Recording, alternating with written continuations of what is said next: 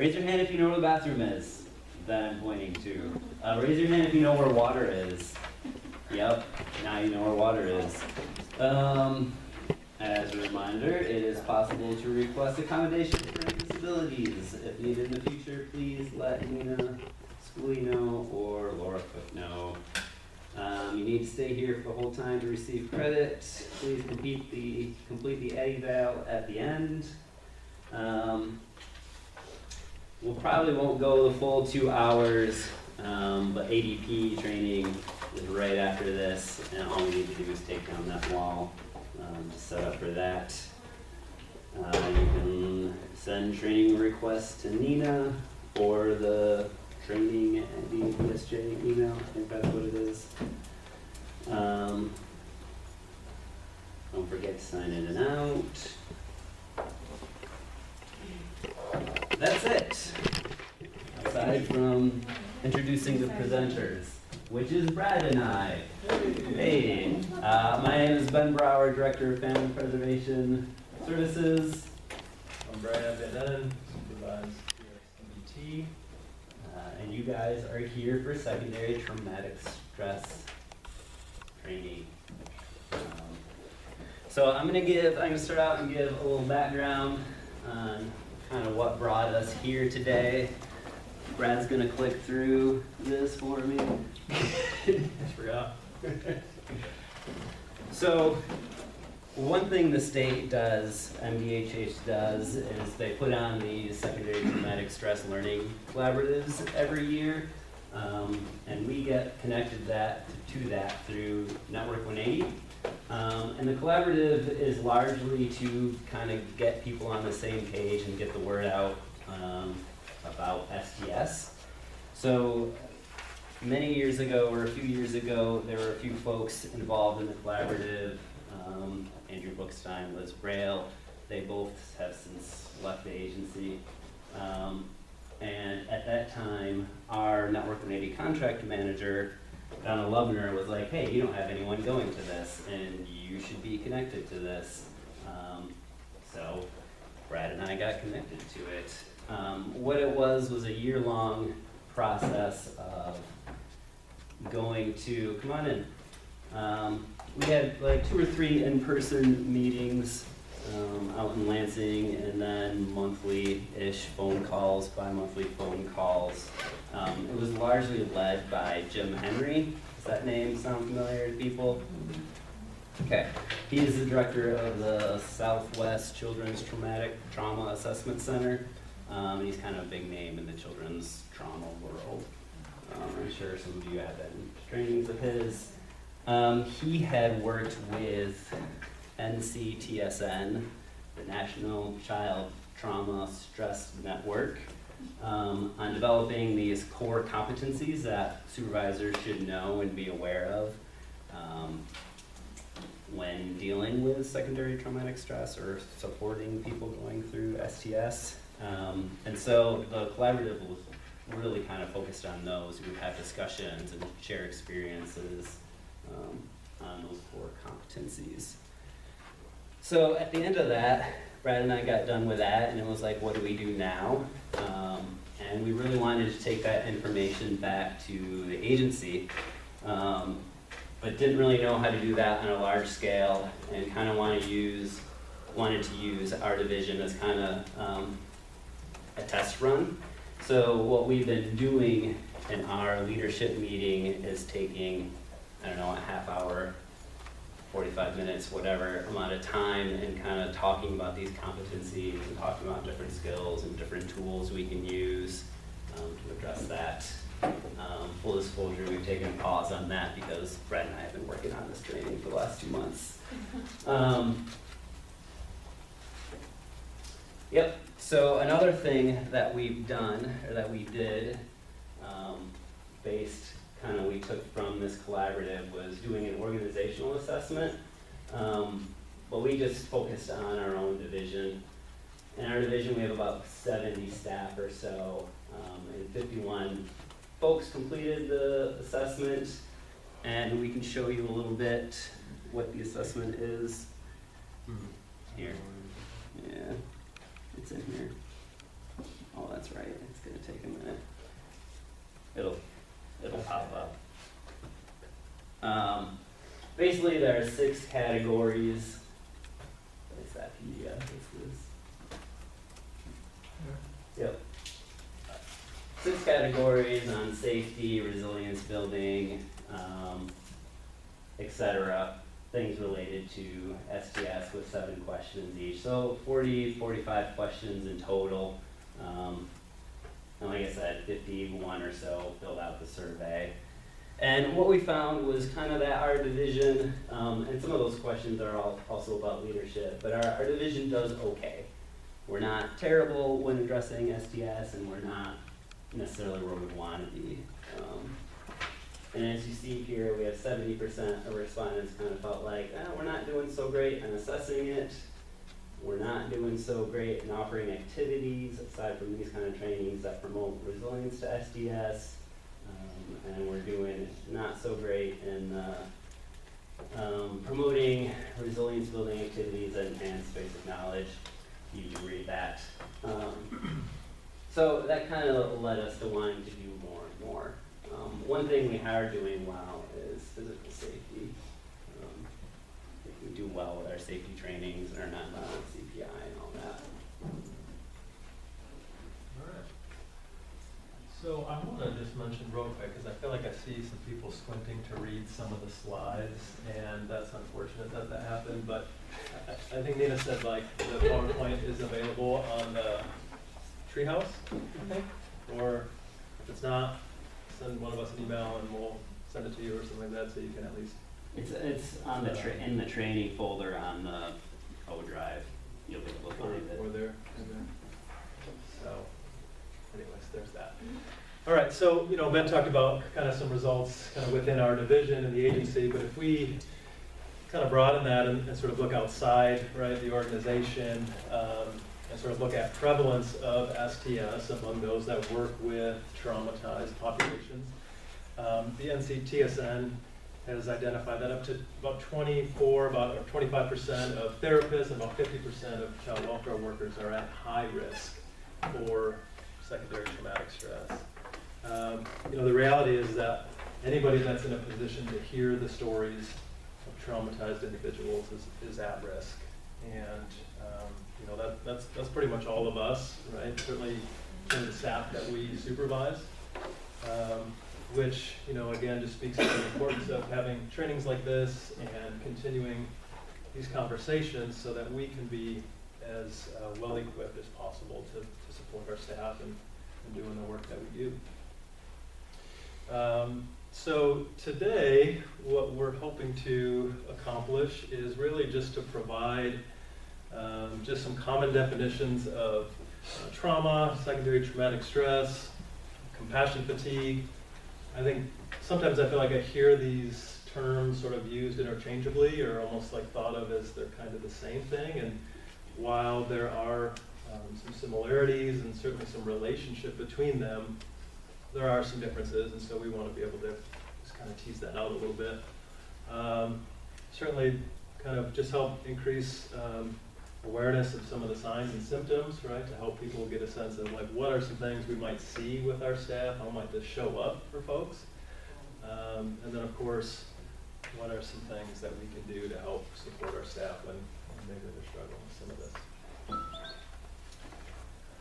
So I felt like if we're going to start, or if we're going to be talking about secondary trauma or traumatic stress, maybe it made some sense to start by talking about what is trauma.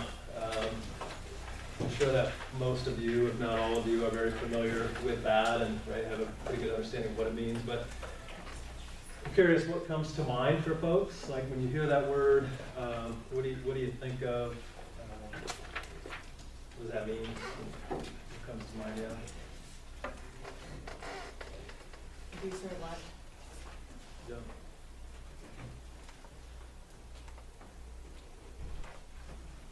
An event or circumstance for someone to feel safe.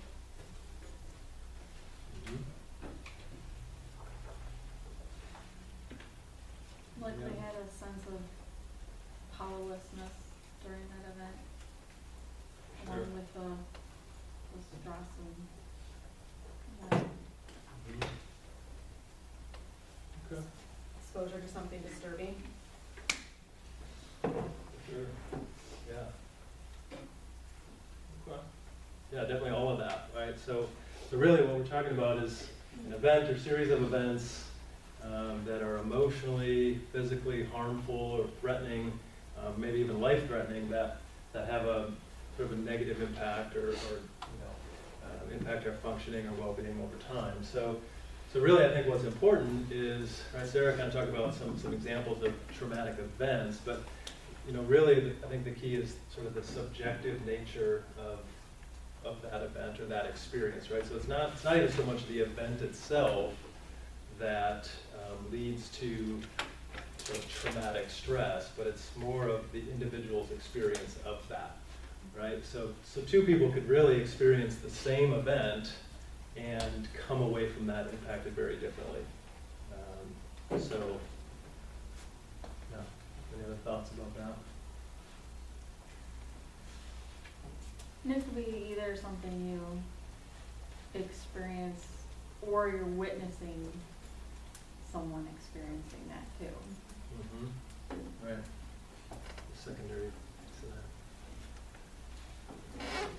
that. Okay. Our next slide. So when we talk about secondary traumatic stress, a lot of terms get thrown around, and it's kind of hard to know what's what. But I'm sure you guys have had some education in this area. So we're thinking if you guys could take a minute, just buddy up, and just kind of talk about your experience or thoughts about the difference between STS, burnout, and compassion fatigue. And then we'll come back in a few minutes and you can kind of share what you guys came up with, and then we're going to give you the real answer. Not that you guys don't. We supposedly did. Yes. Do you guys want to haul it?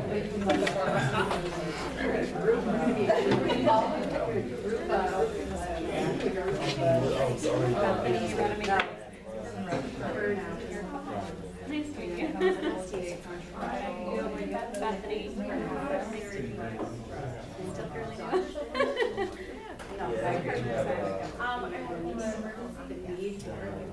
Still learning all the names. I don't think there's it's my entire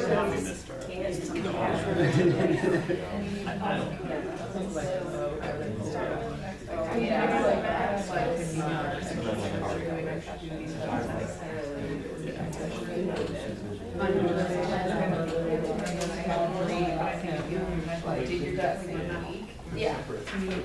They both lead to the same thing. And secondary trauma. Yeah, go on vacation after you're hired and then. Or even like hearing it. I was always hearing it and reading through like reports, even to something one person like kind of experience.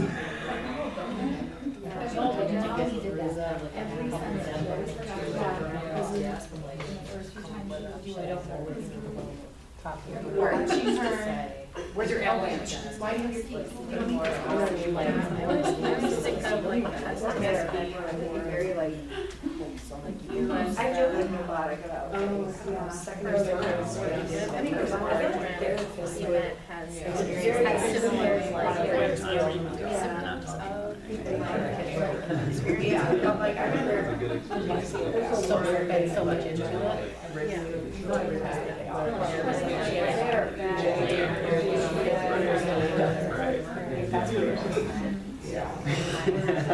I've had that like sports, emotional, but I'm waiting with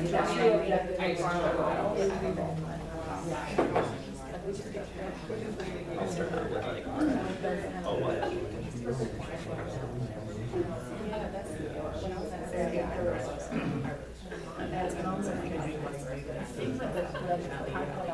The good news is that we'll never learn And they're kind of a little bit removed, not always. I think I see more the. Do we need more time? Yes. Yes. No, and I lost my glasses, I'm pretty sure I'm gonna use it. process through it because they're not in my car when this stuff. No, when you're doing house screens, you don't really even know much about this kid at all. Then you're trying to figure out, is there anything wrong, anything going on? And then you might find out later. I'll run through and Yeah, and then they have, that's probably like, all right, or I don't know, somehow, but they're more like, how did I deal with this child? I also didn't give them, you know what I mean, like all those feelings because I'm not something, you know.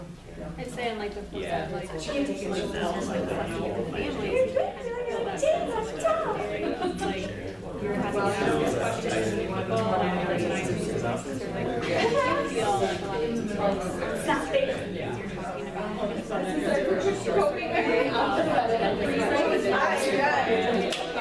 I always think you're hearing about it, it's kind of there, but it's gonna kind of affect you over, you know, in that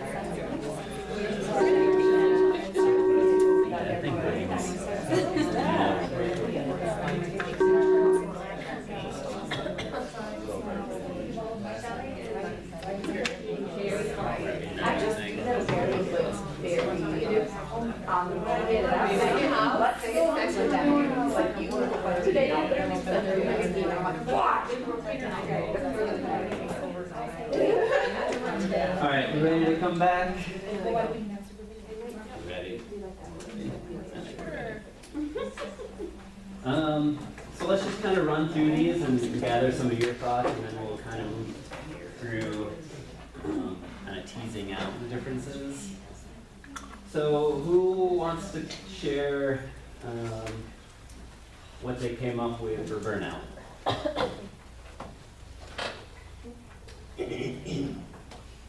5, 4, 3, 2, go, Michelle.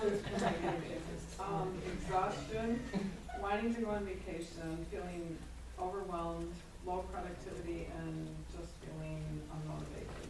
Yeah, I hear both what that looks like and some definition, exhaustion. Did you Google it while you were sitting there, productivity. Kelly? So did you Google it while you were, because that's like spot on. And we didn't, I guess we didn't say like no Googling. That's on us if you did that. Anyone else? Any other groups? Anything different? We didn't get a chance to get to that one, but maybe my thoughts are, it's kind of like, to me, it kind of looks like depression, but I mean, it's different. Whereas like the person almost has like these shaded glasses on and like everything they look at feels difficult and hard and a struggle. It like taints. Like this time, yeah. Kind of just low level depression. Yeah, I mean, I don't want to call it depression because it's more Right. complex than that, but same concept. They're like looking at everything around them in a similar lens. Anyone else? All right, how about compassion fatigue? Did you guys come up for that? Christy, do I feel like you're about to say something? Oh, no, I just think it's like dark humor, or like you're so tired of it that you don't see it as serious anymore. It's just kind of, that's just the way it is, you know. Yeah. It's like pouring from an empty cup. I like that visual. You spend so much time investing in these people that are on your list of care that at the end of the day, you don't have enough energy to worry about yourself. And then when the problem doesn't get solved or treated soon enough, and you have to keep picking the same struggles, it's exhausting. And then you find yourself unable to invest in that kid because you're tired. Yeah, absolutely. So we kind of said that burnout and compassion fatigue are things that we're, for the most part, able to talk about. You know, I mean, I just feel really burnt out right now. But then secondary traumatic stress isn't something that we